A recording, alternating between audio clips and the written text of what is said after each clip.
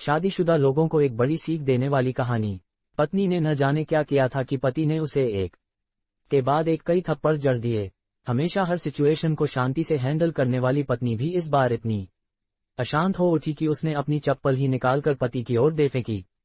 चप्पल पति के बालों को छूते हुए निकल गई। ये किस्सा यहीं पर खत्म हो सकता था, मगर पति ने इसे अपनी मर्दानगी का विषय बना लिया और बात बद से बदतर होती चली गई। रिश्तेदारों ने भी आग में घी का काम किया। किसी ने कहा, जो औरत अपने पति को चप्पल से मार सकती है वो ना ही तो वफादार हो सकती है और ना ही पतिव्रता। ऐसी औरत परिवार ही नहीं पूरे समाज पर कलंक की तरह है। बीवी के पक्ष वाले कहा पीछे रहने वाले थे। किसी ने कहा 21वीं सदी में भी जो स्त्री के साथ मारपीट करते हैं उन्हें तो जेल भेज देना चाहिए। तो कोई कहता जरूर उसको कोई और पसंद आ गई होगी इसलिए अब पत्नी से मारपीट करने लगा है। बात कोर्ट तक पहुंच गई। दोनों पक्षों ने एक दूसरे के खिलाफ केस फाइल कर दिया। पति ने चरित्रहीन होने का तो पत्नी ने दहेज और शारीरिक उत्पीड़न का आरोप लगाया। 2 वर्षों से अधिक समय के लिए केस चला था। इन 2 वर्षों के दौरान दोनों पति पत्नी अलग अलग रहे थे। इन 2 वर्षों के दौरान दोनों पक्षों के समर्थकों की संख्या कम हो गई थी। पहले जहां दोनों पक्षों में समर्थकों का समूह होता था, अब गिने चुने लोग रह गए थे। पति और पत्नी दोनों की आर्थिक स्थिति भी इस समय के दौरान नीचे गिर चुकी थी। जिन्हें वो अपना शुभचिंतक समझ रहे थे, पैसों की बात आते ही उन्होंने भी अपना पलड़ा झाड़ लिया था। अगर कोई देने को राजी भी हुआ तो मोटे ब्याज की शर्त पर। आखिरकार वही हुआ जो सब चाहते थे, डाइवोर्स।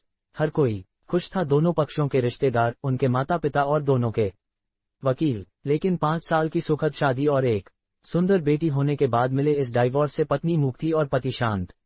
शायद ये एक इत्तेफाक ही था कि इस खुशी को मनाने के लिए दोनों पक्ष के लोग एक ही चाय की टपरी पर बैठे आमने सामने।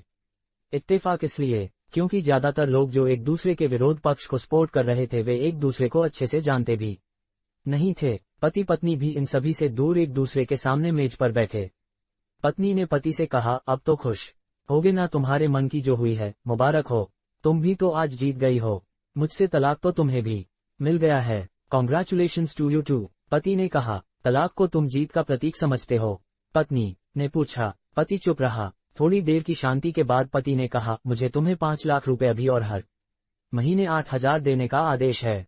अभी मेरे पास पैसे नहीं है, इसलिए हमारा मतलब मेरा जो सिटी में फ्लैट है उसे तुम्हारे नाम कर देता हूँ।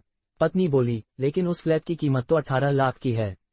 हाँ, लेकिन हमारी बेटी तुम्हारे साथ है और आगे जाके उसके खर्चे भी बढ़ेंगे, तुम्हें थोड़ी आसानी होगी। पति ने कहा, नहीं नहीं, मुझे सिर्फ 5 लाख ही देना और तुम हर महीने 8,000 तो देने ही वाले हो, मैं मैनेज कर लूंगी। अगर 5 लाख नहीं है तब भी कोई बात नहीं। पत्नी बोली। दोनों फिर से शांत हो गए। पति सोचने लगा, कितनी भोली और समझदार है ये औरत जो कुछ समय पहले तक मेरी पत्नी थी और अब अनजान। ये वही है जो कम से कम खर्चे में घर चलाती और पैसे बचाकर मेरे जन्मदिन और बर्थडे पर हमेशा मेरे लिए नए कपड़े खरीद लाती।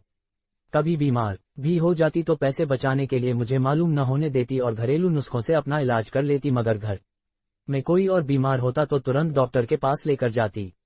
मेरी ही मति मारी गई थी, मैं ही अपनी झूठी मर्दानगी के चक्कर में इतनी बड़ी गलती कर बैठा। पत्नी के दिमाग में भी उथल पुथल चल रही थी। अभी भी वैसा का वैसा ही है, पहले भी खुद से ज्यादा हमारे बारे में सोचता था और अब भी वही कर रहा है। ये वही आदमी है जो मुझे एक्सीडेंट से बचाने के लिए खुद मोटरसाइकिल के आगे कूद पड़ा था और अपनी उंगली तोड़वा बैठा था। पता नहीं कौन सी मनहूस घड़ी में मैं झगड़ा कर बैठी। पति ने मौन तोड़ते हुए पूछा, अब तुम्हारे कमर का दर्द कैसा है? ज्यादा तकलीफ तो नहीं होती? पत्नी हल्का सा मुस्कुराई और बोली, अभी भी होता है, अब तो पेट में भी क्रैम्स उठते हैं। वो तो होगा ही, तुम योगा या कसरत भी तो नहीं करती हो। अब किसी गायनेकोलॉजिस्ट को जरूर दिखा देना।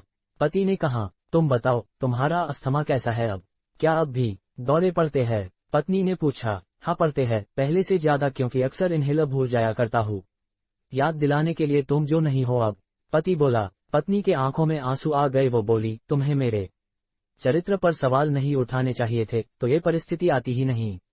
हाँ मैं जानता हूँ तुम बहुत अच्छी हो, मुझसे गलती हो गई, बहुत बड़ी गलती। मैं लोगों के बहकावे में आ गया था। पति बोला, तुमने भी तो मुझ पर दहेज का इल्जाम लगाया था। वो बोला, गलत था और इस बात का मुझे भी पछतावा हुआ। पत्नी ने कहा। पति कुछ कहना चाह रहा था लेकिन हिचकिचा रहा था। पत्नी ने पूछा, कुछ कहना चाहते हो?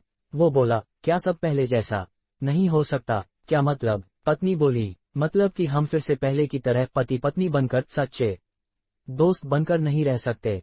पति बोला, पर ये डाइवोर्स के पेपर दिखाते हुए पत्नी ने कहा।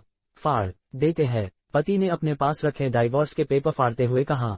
पत्नी ने भी अपने पास रखे पेपर फाड़ दिए। सभी हैरान थे, वकील, रिश्तेदार और माँ बाप। पति पत्नी दोनों एक दूसरे के हाथ में हाथ पकड़े अपने घर की तरफ चले गए। दोस्तों, ये कहानी उन हर पति पत्नी के लिए बड़ी सीख है जो छोटी छोटी बातों पर लड़ते हैं और इन झगड़ों को बड़ा बना के अलग होने का डिसीजन लेते हैं। प्यार और झगड़ा तो एक सिक्के के दो पहलुओं की तरह है, दोनों को स्वीकार करना होगा, तभी ये पवित्र रिश्ता उसकी मंजिल तक पहुंच पाएगा।